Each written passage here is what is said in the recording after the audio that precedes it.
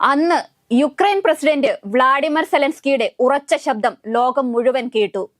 ഇരുട്ടിന്മേൽ വെളിച്ചമായി, മരണത്തിനുമേൽ ജീവിതമായി പൊരുതി നിൽക്കും, വിജയിക്കും, തോൽക്കുകയില്ല.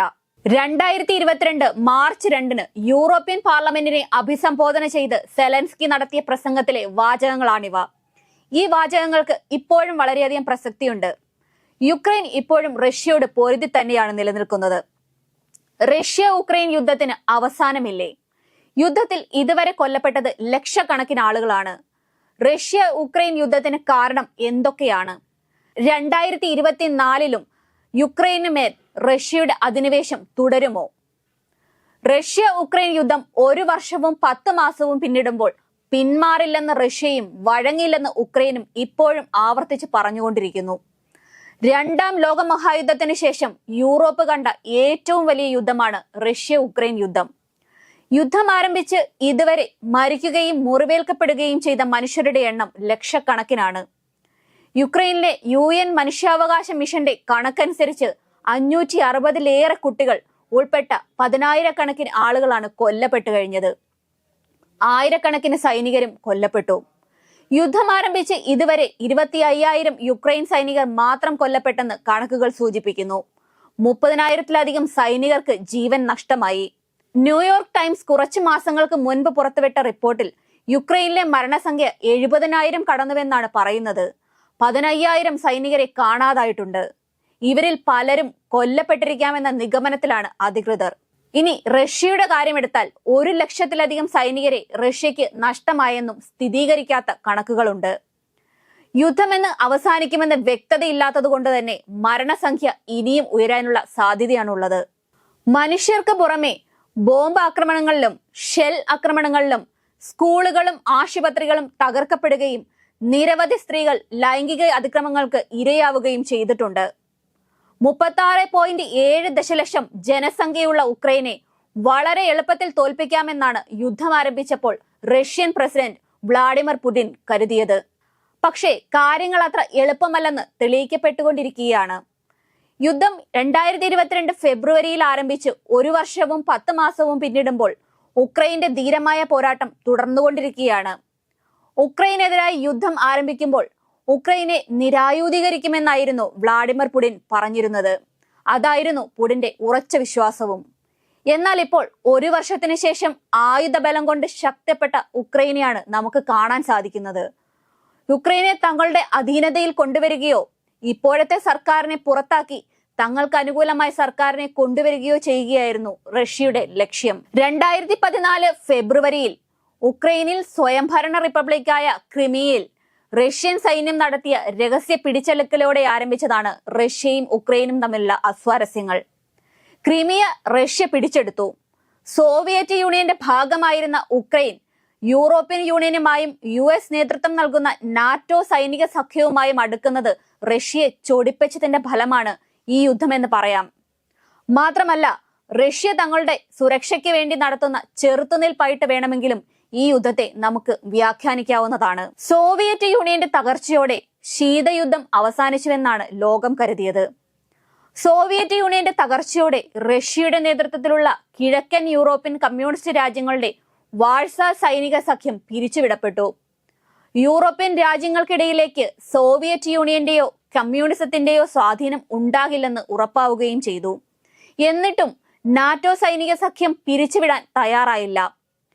പഴയ സോവിയറ്റ് യൂണിയന്റെ ഭാഗമായ Poland, Hungary, Bulgaria, Estonia, Latvia, Lithuania, check republic തുടങ്ങിയ രാജ്യങ്ങളെ നാറ്റോ സൈനിക സഖ്യത്തിൽ ചേർക്കപ്പെടുകയും ചെയ്തു.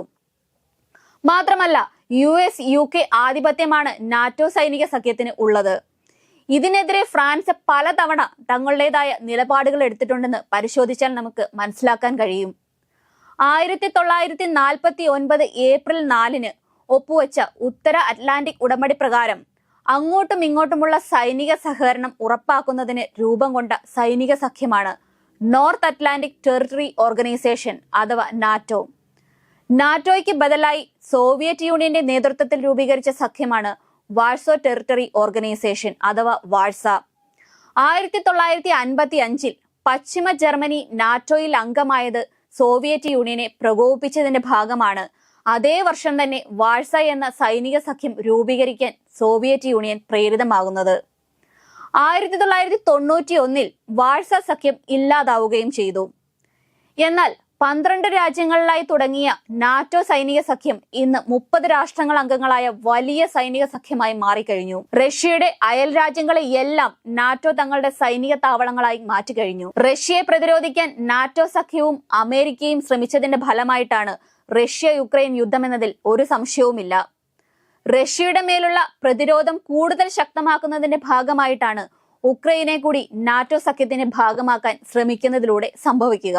റഷ്യയുമായി ഏറ്റവും കൂടുതൽ അതിർത്തി പങ്കിടുന്ന യുക്രൈൻ കൂടി നാറ്റോ സൈനിക സഖ്യത്തിന്റെ ഭാഗമായാൽ റഷ്യയെ തകർക്കുക എന്ന ലക്ഷ്യം എളുപ്പമാകും.